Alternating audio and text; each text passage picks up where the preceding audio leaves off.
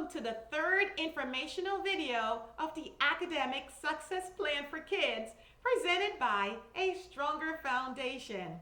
This video will present additional information, overview, and background of the foundational ideology upon which this initiative is based. Thank you so much for joining me. Let's talk. Recent circumstances have left many parents highly concerned and even somewhat frustrated. You see, many parents have suddenly been forced to come face to face and to take a deep look at their child's educational status. And frankly, many of them did not like what they saw. The degree of vulnerability that these parents saw was quite disheartening. What these parents witnessed was the inability of their child to function outside of the general classroom setting. They saw the inability of their child to self-regulate. They saw the inability to focus, and then were suddenly forced to admit the true academic standings of their child. But not all parents were caught off guard or left out in the dark. Parents with a structured academic plan were mildly fazed. So why did so many parents begin to crumble while others just kept it going? Well, that is based upon the understanding of the educational system that different parents have. You see, there's a certain view of the line of educational responsibility that some parents have. There is a line of educational responsibility between the parent and teachers. Now, some parents have a clear view of that line, while others have a blurred and almost skewed view of that line. Now, if you're the parent that thinks that the teacher is the sole educator in your child's life, you've got a skewed view.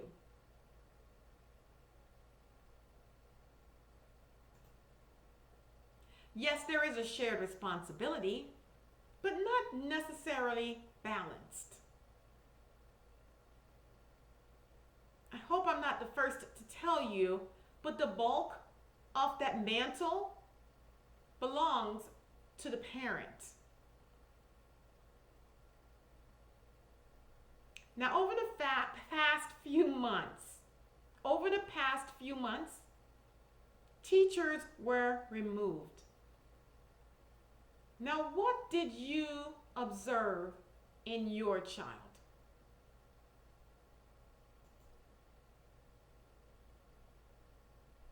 Did learning come to a halt for your child? Did your child struggle with the sudden rigor of virtual learning? Did you like what you observed?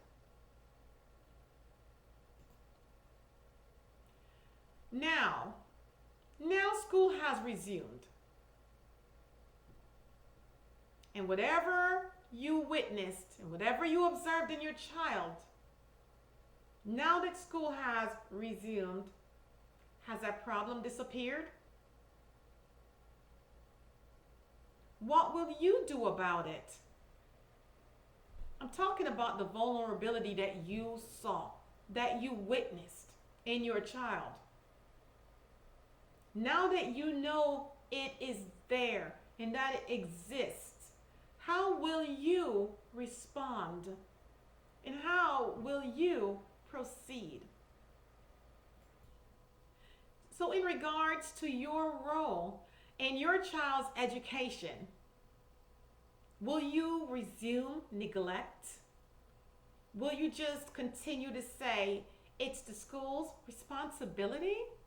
I hope not. You know what I hope?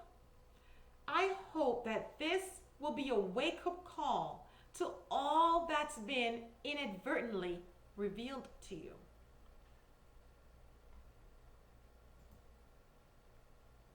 So let's review what you may have witnessed.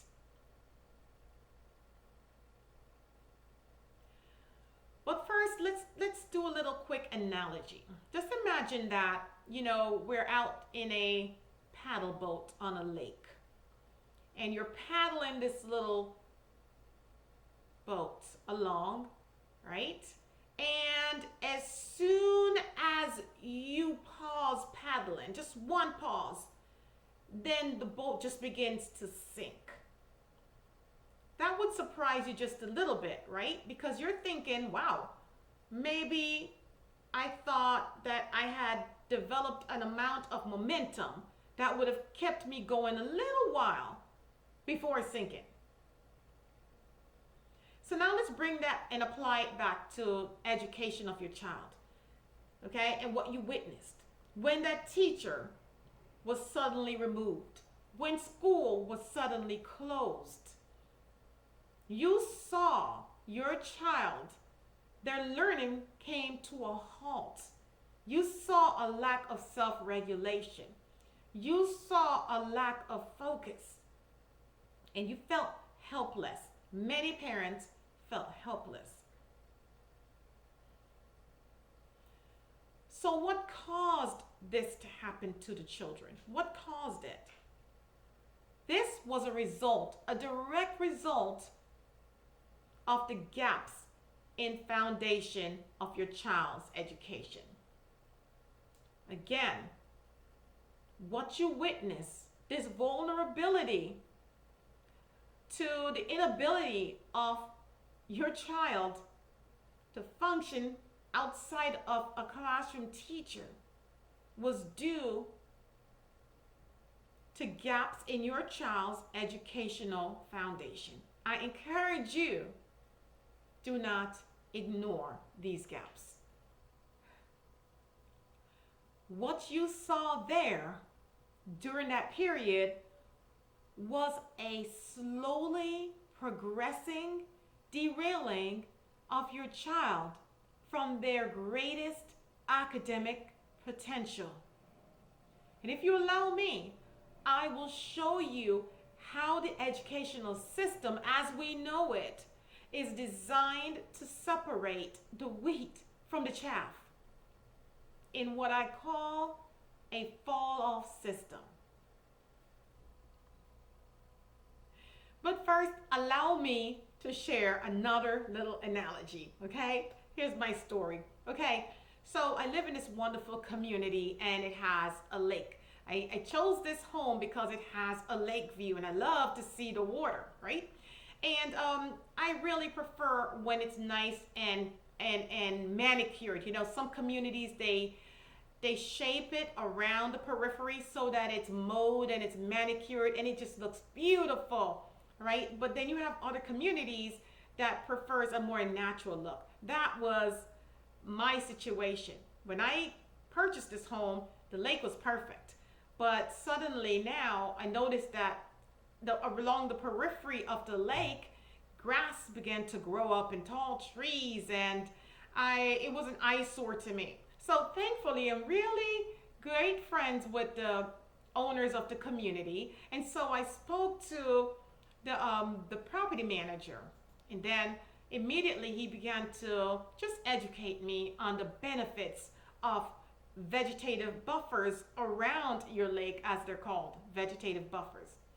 And so when he got through, he says, hey, they're very beneficial as a habitat to good wildlife, and they act as a barrier to nuisance wildlife like mosquitoes and stuff. So then I said, okay, I'll try to look at it through my good eye. I ignored it for a little while, but then came back up again, and I went back and I say, hey, it's really an eyesore. Can we get rid of it? And then he says, well, there are more benefits to it. Began to tell me how these vegetative buffers, they act as a filtering system that traps harmful algae while allowing a balance of the essential nutrients. And I was like, all sounds good to me, but when can we get rid of it? Right? And he says, okay, let me share some more of the benefits. Then he says, well, you know, they are they've significantly minimized erosion of the shoreline by limiting the degree of sediments that makes it into the water. And I almost felt like I wanted to start playing my violin, like, oh, because I wasn't hearing it. I really just wanted it gone. And then, so we got to the point now, and he ran out of things to say to me. He could not convince me that this was a thing of beauty. And so he said, fine, we'll go ahead and we'll cut it, and we'll just make along the periphery perfect and you know, friendly to the eyes. But then before we ended our conversation, he said, I just want you to know that this vegetative buffer will only grow so far, will only extend but so far out into the lake. And see, then he got my attention, because my issue with this buffer was I thought it was going to continue to grow until the entire lake was covered by vegetative buffers. He said, no. He said, there is a drop-off zone. He said, once the buffers reach this level in the lake, they will grow no further, because there'll be no more earth beneath it. And that's all I needed to hear, because once I heard that there was a drop-off zone, I had nothing to worry about, because now I know now I wasn't going to lose my entire lake view, and I was okay with that because of this drop-off zone where no further growth would occur. Okay, so now if you're wondering, what's the point of this story? Well, of course, being in the field that I'm in, I applied this little story to the education of our children. And I thought about how it's ironic to the educational system in which all students are educated equally, but because of learning gaps, a lot of children, when they get to that drop-off zone, because they all do, everyone gets there. You're educated equally to a degree. When they get to this point, there is a drop-off zone. Now, some children that has been properly educated and that has received the appropriate attention to their educational foundation, they're then able to take out their rowboat and continue on across the lake, if you're following me with my analogy. The other kids who have tons of gaps in their rowboats, they begin immediately to sink because they do not have the momentum, they do not have the foundation to keep them afloat. And so they drop off. Okay? So in case you ever wonder how some people grow up to achieve such greatness and so much academically, what I'm going to show you will be quite helpful. And it will show you how you can make a difference in your child's education in terms of what level they make it to.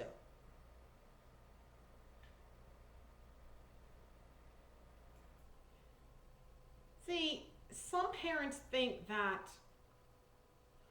their child's education and to what degree they achieve, they believe that it's a factor of chance, but it's not a factor of chance. You can arrange for your child to achieve academic greatness by securing their academic foundation.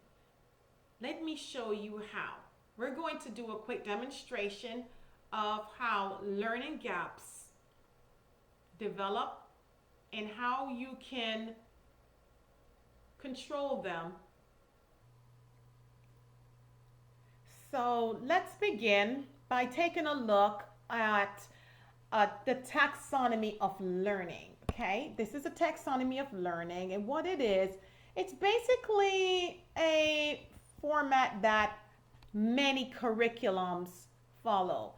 Taxonomy of learning are science-based, and they've been developed as a guide for curriculum from kindergarten or preschool all the way through grad school.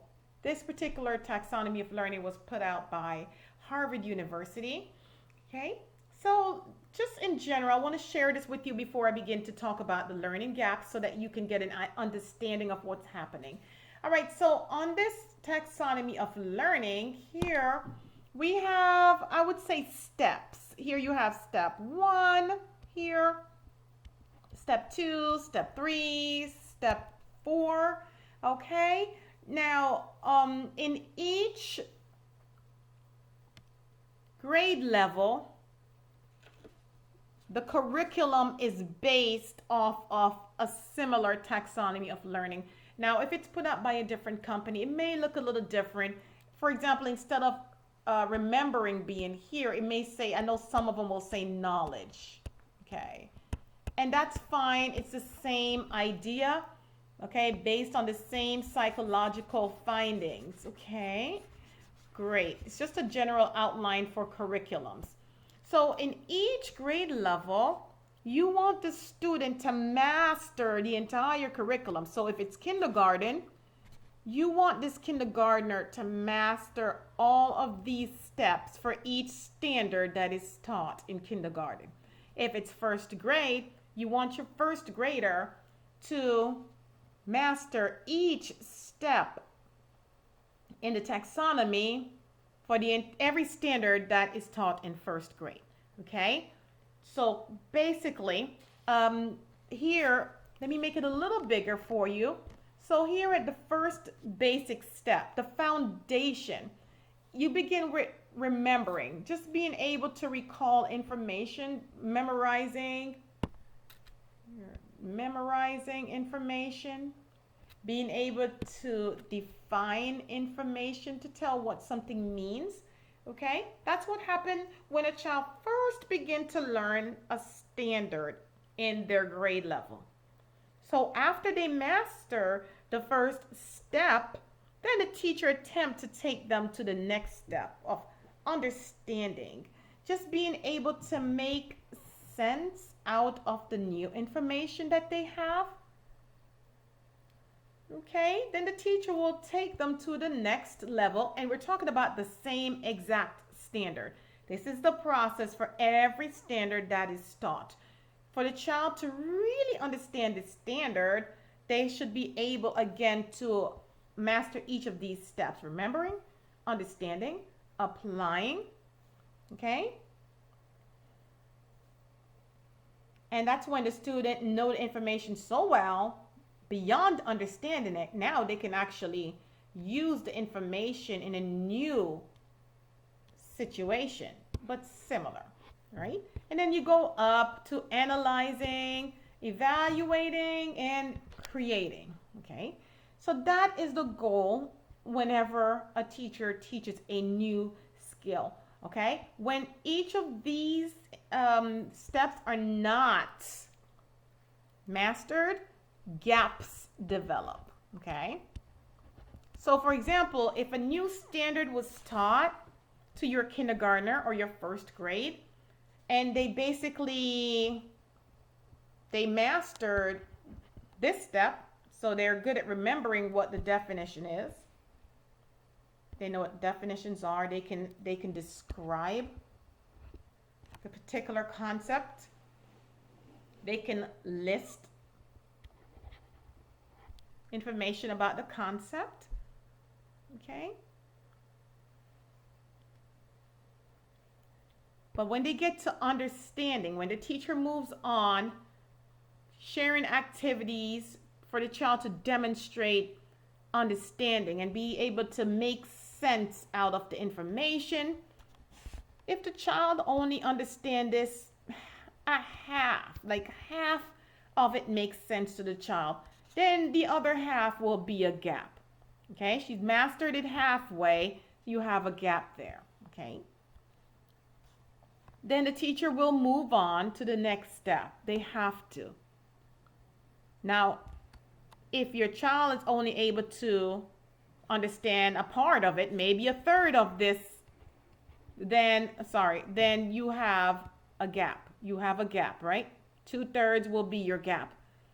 Now, as this process continues, if these gaps are not closed, then you can imagine for each skill, each standard that is taught, and all of these gaps that can develop, if they're not closed or if they're not dealt with, then you see what will happen ultimately. So in each grade level, I mean, you have quite a bit of standards that must be taught. And if your child is developing gaps, then of course that's going to be a problem. All right, so let's move on. I tried my best to get you just to understand what this taxonomy of learning is all about. But let's move forward.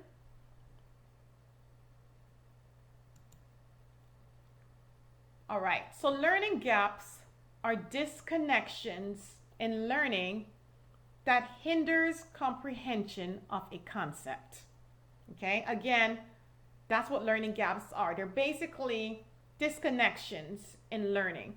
Because why was it that the child was able to master a third of this, but not the other 2/3? Not the other 2/3. Okay? Could it have been that when the child was here at the understanding level, whatever was missed, whatever disconnection occurred here, prevents them from mastering here, and then same when you get here to the higher step in the taxonomy of learning. So basically, learning gaps cause disconnections in learning that hinders comprehension of a concept, okay, the complete concept. So how do they form? A natural process when the brain grasps selective information. That's how we learn as human beings. Our brain naturally will grab some information faster than others. Sometimes it totally kicks out or rejects certain type of information, maybe because it's difficult to learn, maybe because the brain just is not interested in that particular topic. Okay, so we have a very selective way that we pull in information. Our brain is very selective. Okay, so that's just how the process occurs. Okay, it's just a natural process when the brain grasps selective information. So that means that it happens to just about everyone. Let's talk about how it develops. Okay, like we say, gaps develop when they're left ignored, when they're neglected, when they're not attended to. So why is it significant? It's significant because each level builds on the prior level. Therefore, missing gaps creates sinking. Okay? When you ignore those gaps, it's going to result in a collapse or a sinking.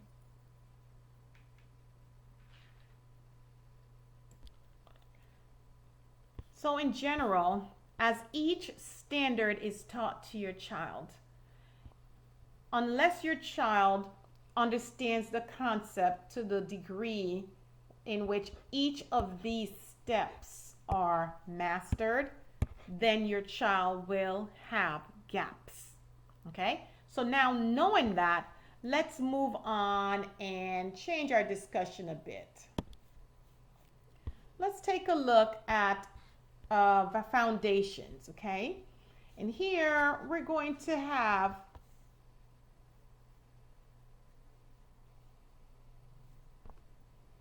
foundations, okay? So let's go ahead and just draw two foundations, okay?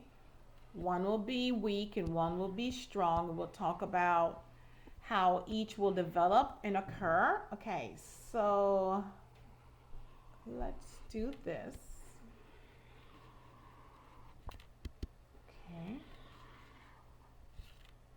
And let's do one more. Oh dear, it's not quite straight.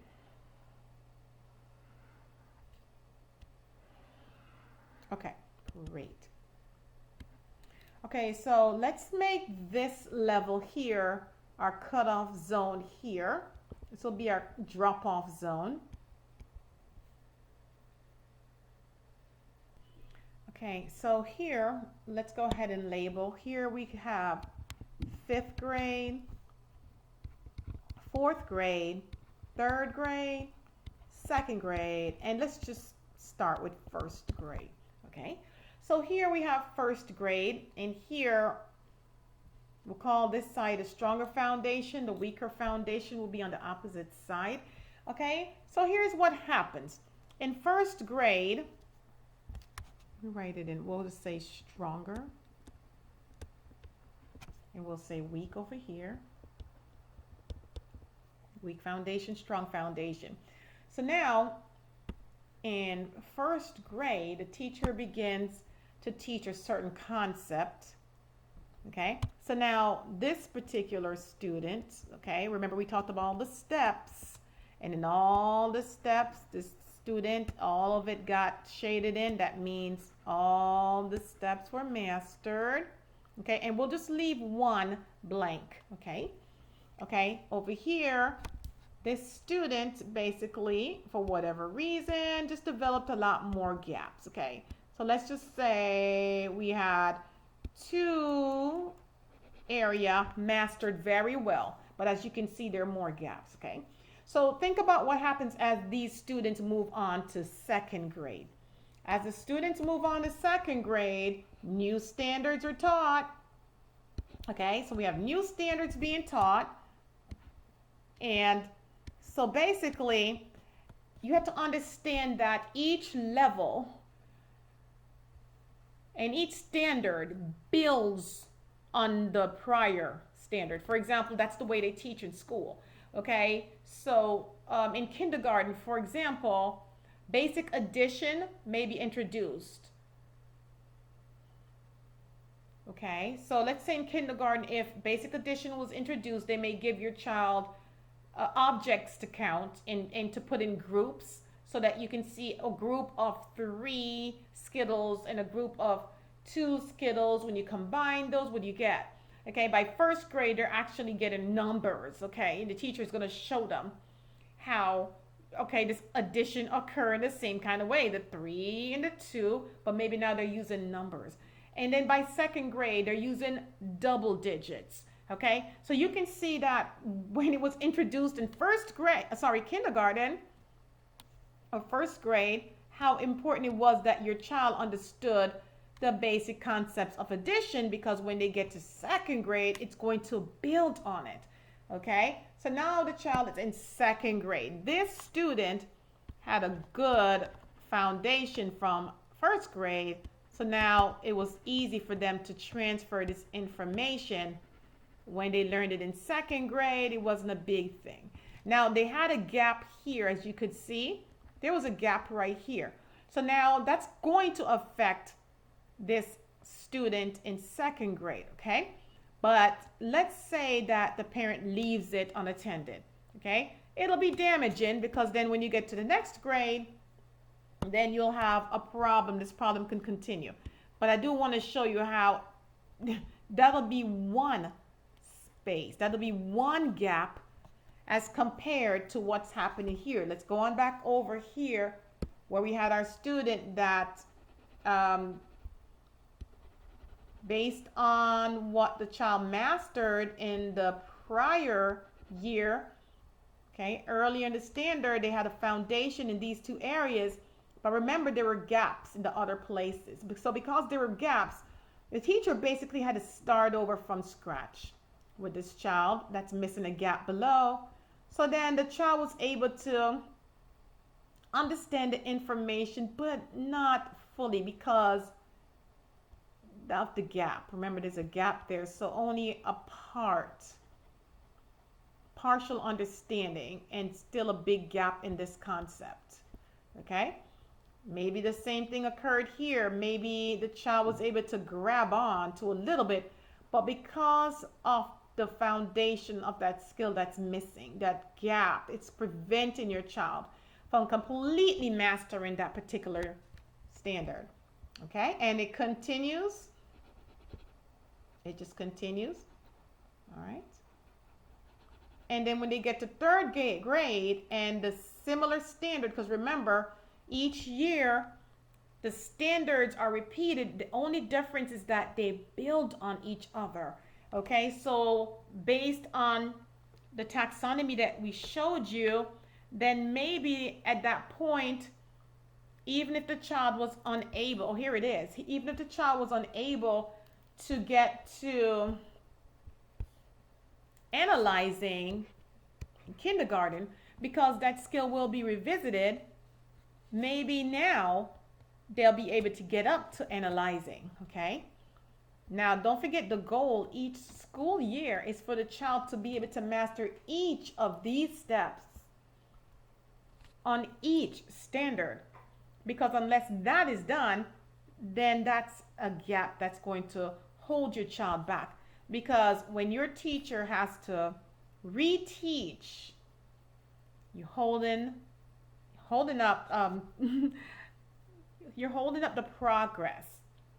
Okay, and there is no way for a teacher to thoroughly reteach the entire skill that was intended for a year before. Because think about it, if a teacher should try and reteach the first grade standard completely, then that teacher will not be able to thoroughly complete the requirement for the new grade, if you really think about it.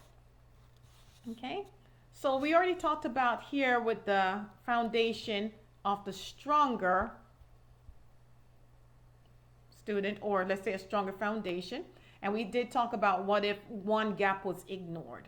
Okay, so let's say now that we moved on to the third grade year, and this student has been on a roll with this particular standard and this standard, so they're still having a strong foundation. Oh, and I do want to say, okay, look at this right here. Even though the child had a nice strong foundation, somehow this particular skill got a little tricky and the child was only able to master it in part. Okay, but the parent realized that. Okay, we talked about in the other videos, we talked about different types of parents and how they respond to their child's education. Okay, so let's say this was parent number 3 that is on it. What this parent is going to do, they're going to say, wait a minute now. Okay, I see that there's another gap. So they're going to maybe just hire a tutor, maybe that'll take care of, that's one area. Hire a little tutor, takes care of that. And then maybe the tutor will again begin to just help to fill this area in, just to actually fill this area in a little bit, because this was missing. So maybe now, and I'm going to make that this color because that's the year that it got taken care of. So maybe with a tutor, this area now got completed, and maybe just halfway here. Okay. But you can clearly see that compared to here with the weaker student, the gaps are almost insignificant here. And the parent is on it, so they're taking care of it. They're doing something about it. Over back with the weaker foundation, a lot of these skills are just ignored. Okay, so now maybe by third grade, this is the testing year, so the teacher realized, oh dear, this is a huge gap. We have a big problem here. So the teacher is able to get the child with this missing, these first two are missing, grades 1 and 2. There was no foundation there. So with the teacher now having to go back to reteach first grade and second grade, basically the teacher is not going to be able to completely close the gap for third grade.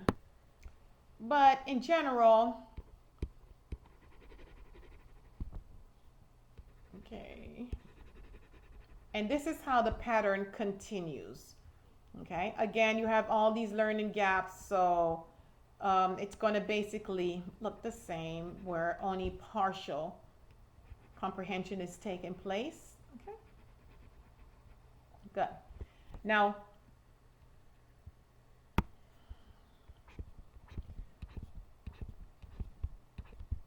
okay, I'm just going up the ladder. Okay, and now in fourth grade, because each school year there's a particular standard that's really pushed. I know in fourth grade, when you think about math, that happens to be fractions. That's when the students really begin to work hard and strong on fractions, okay? And then decimals are introduced as well. So now if the steps are missing when by the time the child gets to fourth grade, and there's so many gaps in learning, okay, all those prerequisite skills that the child needed to master fractions, look, it's missing, it's not there. So when the child gets there, there's naturally going to be a big gap in fractions, okay?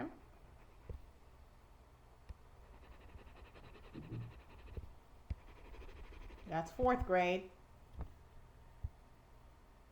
Just meeting partial skills, partially mastering the skills, okay?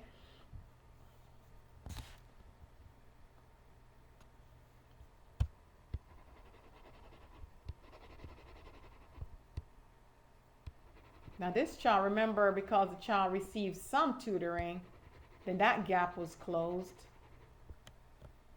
And we'll talk about tutoring later, because not all tutoring makes sense, okay? Because I believe in one of the videos also we talked about the fact that if a parent gets tutoring just to, and I call it isolated tutoring, but if you just get tutoring just to close one particular area and there are gaps everywhere else, for example, in this student's case, just getting a tutor to work on one area, I don't know, it's probably going to make a small difference, but then you have all these other areas. Okay, so we're going to talk about the type of tutoring that has to take place to take care of that situation. Okay, great. So with tutoring, these gaps are being closed to a great extent. Great. All right, so I need to move along, so I'm just trying to hurry here. And then fifth grade, by the time the child gets to fifth grade, okay? So,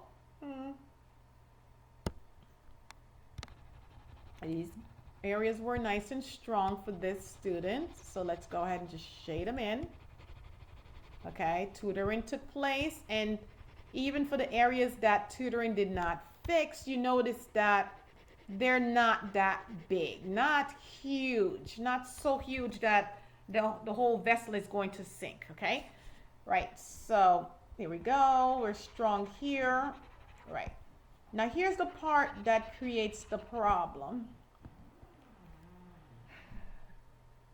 You see, in both cases, when the report card comes home, this student gets a PR, and this student gets a PR. So that throws the parent off. Why? Because this child also gets a PR, because if you're meeting the basic requirement for that grade, you get a PR. Let me explain this a little better to you. The PR scale begins at 70%. And if your teacher really likes you, it starts at 65%. So now it goes all the way up to, of course, 100 and above, right? So basically, this parent is misled because here you are thinking that PR means A, because yes, it can go anywhere from 70% to 100%. But where exactly does your child fall? And when you get that report card and it says PR, how do you know if your child is at a 65% or 100%? I will tell you, in both cases, each parent will tell you, oh, my child is getting an A. Only one of them is right. And again, referring back to a previous video, this is my oblivious parent. And I call them subconsciously oblivious because this parent, they see a PR and they think it means an A. Okay? Here's when this parent gets a wake-up call. This parent will then get a wake-up call when the child is ready for grade 6. Hence my drop-off zone. Okay? Let's speed this up just a bit. Okay? So this here is the open water. Remember when I gave you that analogy about how the buffer, they said that the buffer would drop off, and that's kind of what gave me a little bit of peace. And I said, oh, well, it's not going to bother me. It's not going to take my lake away. This here is your open water. Out here. This is your open water. Okay? Now, what's going to allow the child, water, to stay afloat in this area? Here's your drop-off zone right here. Keep watching. Now, this is where this student here, the weaker foundation, they're going to fall off. And going into 6th grade, they're going to begin to get grades like C's, D's, and F. This parent is going to be annoyed. What's going on? How do you go from an A to a C or a D? This is not my child. Yes, this is your child. This is your PR scale. You thought your child was getting an A. Now, what's the difference that will cause a student to be able to survive in this open water? Is when they have a stronger foundation. Now this student, let's fill in our gaps, okay? So what we're gonna do is fill in the gaps so that you can really see. So all the little, actually let's make that a different. So let's shade in our gaps with yellow so that you can see, okay? So all where we have yellow is where we have learning gaps that were never dealt with because parent just thought everything was great. Parent says, oh, I don't have a problem. My child's report says PR, so you're not talking to me. We are good.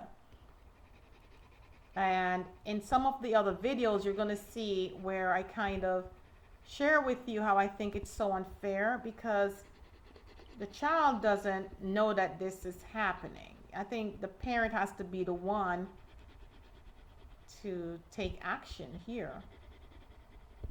Okay, so now look at the gaps in this foundation. And when you think back of the analogy that I gave you with the little paddle rowboat, now maybe you can make some sense of it. Why, as soon as you stopped paddling, why the vessel began to sink instantly. Okay, all right. Now that you're looking at these foundations, maybe now it will begin to make sense, okay? Now, first of all, remember what kept the buffer, the vegetative buffer, what kept it growing out into the water? You know what kept it growing out into the water? Because it had earth beneath it.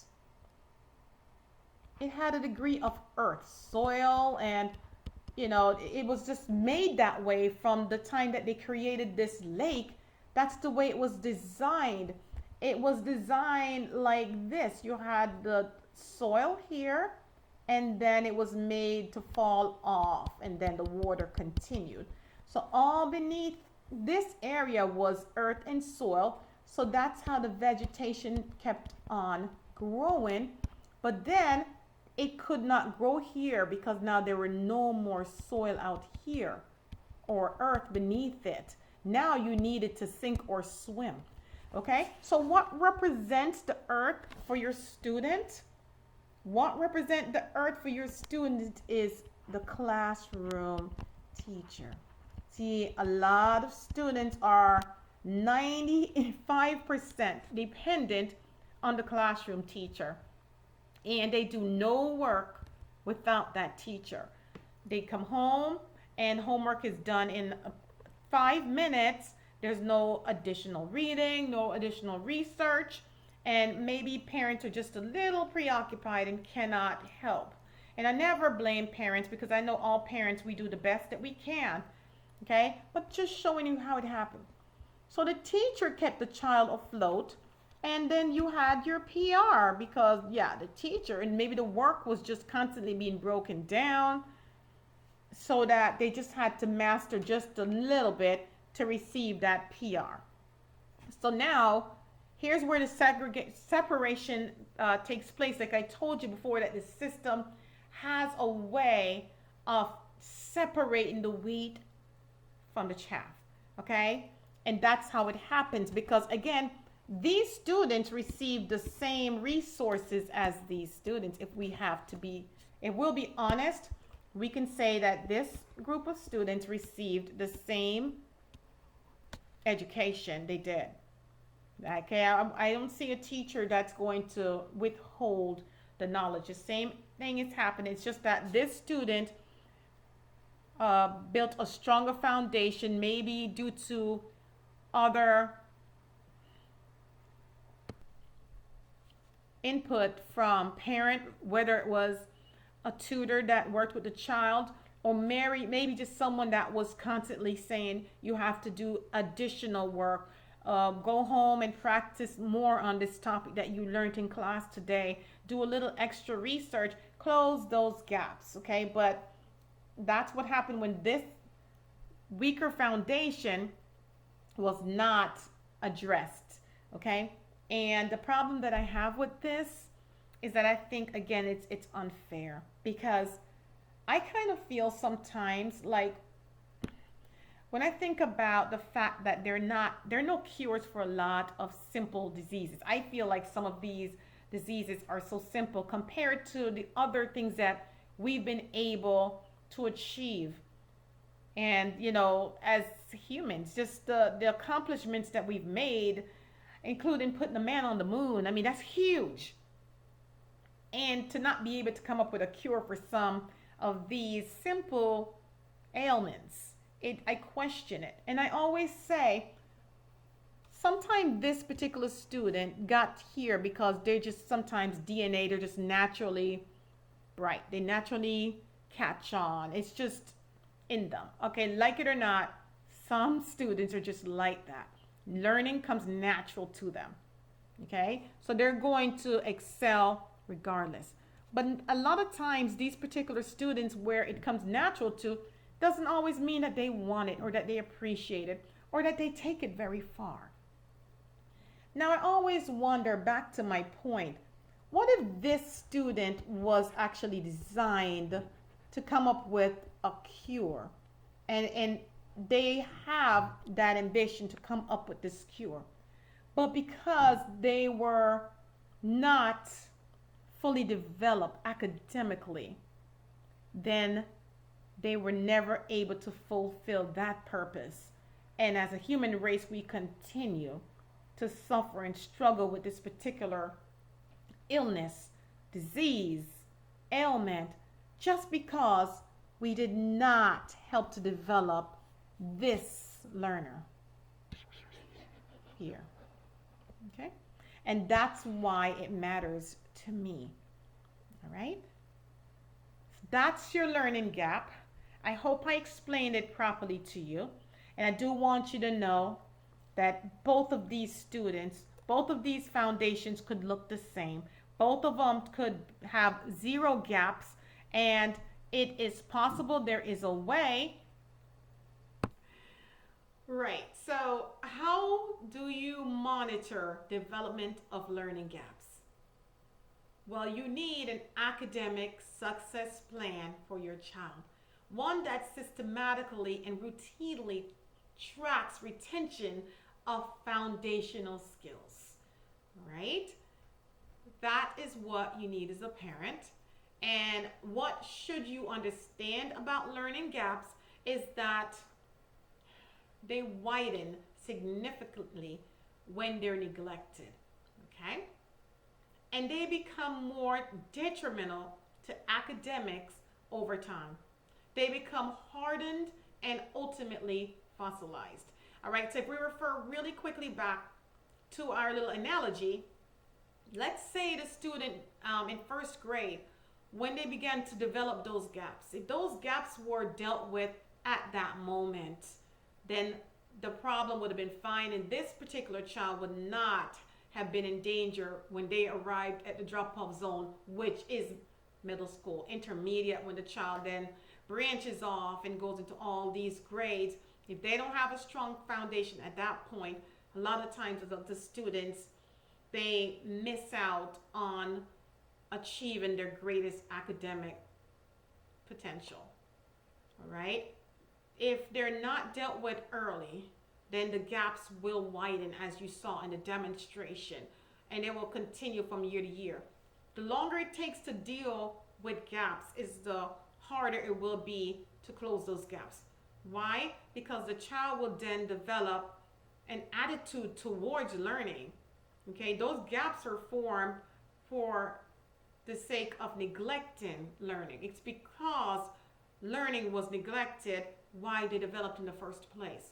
So if they're allowed to develop from kindergarten, in first grade, in second grade, then the child systematically develops a routine for learning, and they feel like this is the way it should be. So now in fifth or sixth grade, when the parent realizes, oh, there's trouble, and then you try to fix it at that point, sometimes it's already fossilized in your child. Okay, so with this information and knowledge, I do hope that you will act and take some actions. Here's how you deal with those learning gaps.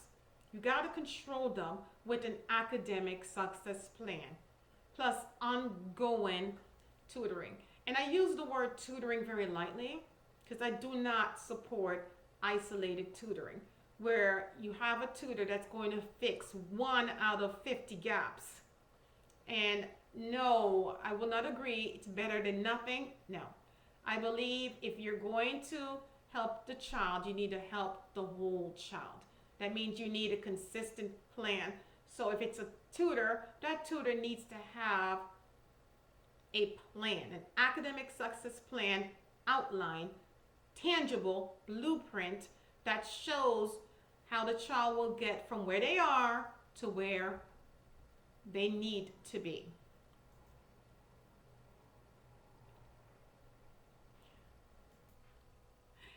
And I guess it makes sense to introduce the academic success plan for kids to you and get you to understand that is where we specialize. In closing, we have a 3-phase process in which, in phase 1, focus on closing past and present learning gaps.